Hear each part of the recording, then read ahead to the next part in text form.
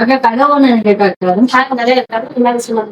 என்னை இன்னைக்கு வேலையில வந்து ஜாயின் பண்ண சொன்னாங்க. அதனால வந்து ஆமா சார்.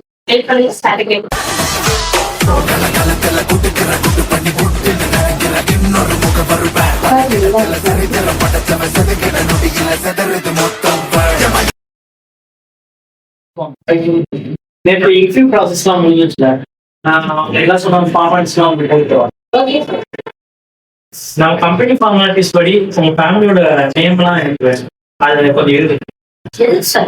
என்னவா இருக்கும் அது உங்களுக்கு லேட்டா புரியும். ஓகேவா? நீ எழுதுங்க. பேனா இருக்கா?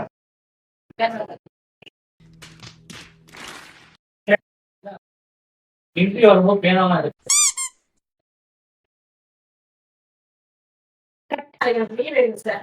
எதுக்குலாம் எங்க சித்தப்பா இறந்து போயிட்டாரு சார். சித்தப்பா?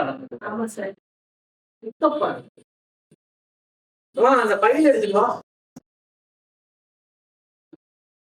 போன மாசம் உங்க சித்தப்பா இறந்தாங்கன்னா லீவ் கேட்டிருக்கீங்க, மறுபடியும் அதே சித்தப்பா இறந்தாங்க லீவ் கேட்குறீங்க சார். அப்போ வந்து எங்க அப்பாவோட தம்பி இறந்தாங்க சார், அதனால லீவ் கேட்டேன் சார். இப்ப எங்க அம்மாவோட வழியில அவங்க இறந்துட்டாங்க சார். அப்பாவோட தங்கச்சி வீட்டுல இருக்காங்க சார், அதனால லீவ் கேட்கிறேன் சார்.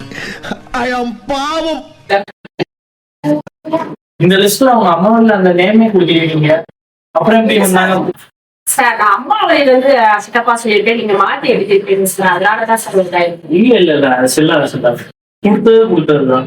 நீங்க என்ன போய் சொல்லி லீவ் கேட்குறீங்க. இனிமே இந்த மாதிரி போய் சொல்லி லீவ் கேட்காதீங்க, சரியா? சார் இன்னும் அந்த ஃபார்ம்ல எத்தனை உயிர் சார் இருக்கு? இன்னும் இந்த லிஸ்ட்ல 4 பேர் இருக்காங்க. உங்க மாமா இருக்காரு, உங்க மச்சான் இருக்காரு, தாத்தா பாட்டி, மொத்தம் 4 பேர் இருக்காங்க சார். இல்ல 4 உயிர் தான் இருக்கா சார். நான் இது கேட்டீங்க சார் எனக்கு 1 day லீவ் வேணும் சார்.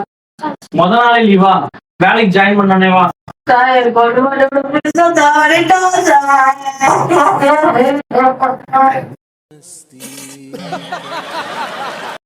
போய் இந்த ஊராட்டியா வேலை செய்யணும்.